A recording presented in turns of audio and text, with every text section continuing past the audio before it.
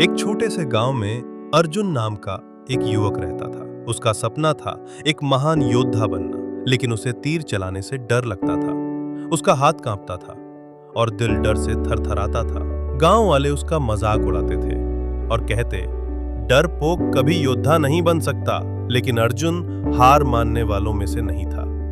उसने एक बुजुर्ग साधु से मदद मांगी। साधु ने कहा, डर को खत्म नहीं किया जा सकता, लेकिन उसे हराया जा सकता है। डर वहीं तक है जहां तक तुम उसे मानते हो। अर्जुन ने पूछा, मैं क्या करूं? साधु मुस्कुराए और बोले, हर सुबह उठकर अपने डर से बात करो और कहो कि मैं तुमसे बड़ा हूं। अर्जुन ने वैसा ही किया। हर दिन वह खुद से कहता, मैं डर से नहीं डरता, डर मुझसे डरता है। धीरे धीरे उसने अभ्यास शुरू किया।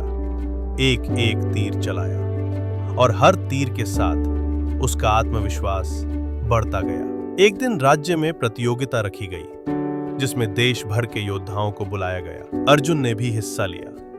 जब मुकाबला शुरू हुआ तो सामने खड़ा सबसे खतरनाक योद्धा गरजते हुए बोला, तुम जैसे डरपोक मेरे सामने क्या टिकोगे? अर्जुन मुस्कुराया और बोला, अब मैं डर को हराना सीख चुका हूं। उसने निशाना साधा और एक ही तीर में लक्ष्य भेद दिया। पूरे मैदान में तालियों की गूंज उठी। वही लोग जो उसे डरपोक कहते थे अब उसकी बहादुरी की मिसाल देने लगे। कुछ वर्षों बाद अर्जुन राजा के विशेष अंगरक्षक बना और उसने एक किताब लिखी, डर को हराओ, सफलता तुम्हारी होगी। उसमें लिखा था, डर बाहरी नहीं होता, वह भीतर की दीवार है। अगर तुम उसे तोड़ दो तो सामने केवल सफलता ही बचती है। दोस्तों, डर सबको लगता है, लेकिन वही डर अगर आपको रोकता है तो आप रुक जाओगे।